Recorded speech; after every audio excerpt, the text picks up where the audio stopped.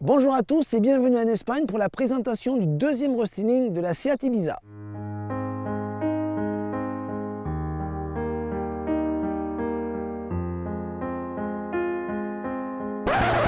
Enfin, excuse-moi Olivier, t'es sûr qu'elle est nouvelle là? Parce que moi je vois pas trop la différence. Ah ben oui, il faut être vraiment très observateur. Il s'agit vraiment de la nouvelle Seat Ibiza. C'est un deuxième restyling qui porte principalement à l'intérieur, au niveau des trains roulants et au moteur. On va vous montrer les différences.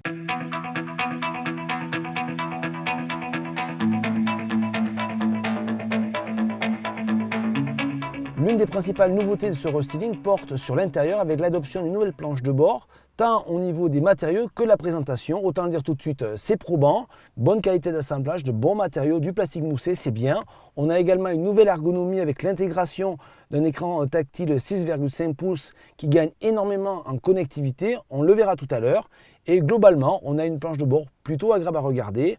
On notera enfin qu'il n'y a pas de changement au niveau des aspects pratiques, que ce soit l'habitabilité arrière ou le volume de chargement. Les ingénieurs de chez Seat ont pris conscience de l'importance de la connectivité, donc ils ont beaucoup travaillé dans ce domaine sur cette Ibiza avec l'intégration de nouveaux systèmes multimédia qui adoptent les dernières technologies, comme par exemple le système MirrorLink qu'on connaît bien, qui permet de transférer l'écran de votre téléphone portable sur celui de la voiture. Vous avez également de nombreuses applications qui sont disponibles sur cette Seat. Ça reste relativement classique, mais c'est nouveau pour la marque espagnole, ainsi qu'une compatibilité avec les téléphones fonctionnant sous Android et iOS, mais c'est également sur CarPlay. Et enfin, on terminera que Seat s'est associé pour concevoir ce système multimédia à Samsung.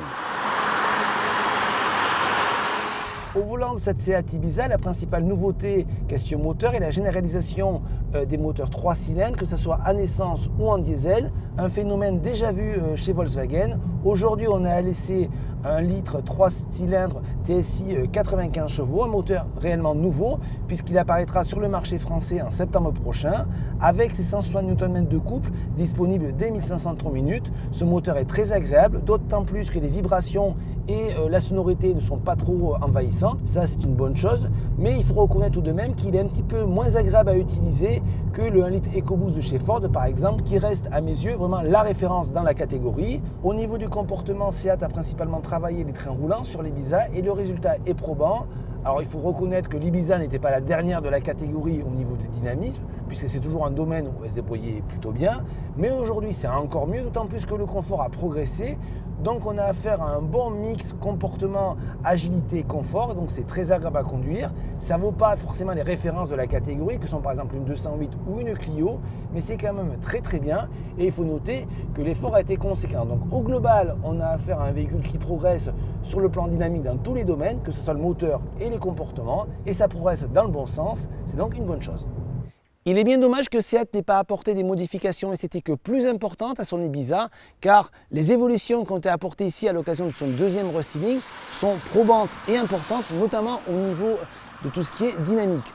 Pour le client, tout cela restera malheureusement invisible, mais il ne faut pas oublier que l'Ibiza demeure une vraie alternative sur le segment très concurrentiel des polyvalentes. Ça se voit également au niveau des tarifs, puisqu'ils sont compris entre 12 940 € et 22 000 €.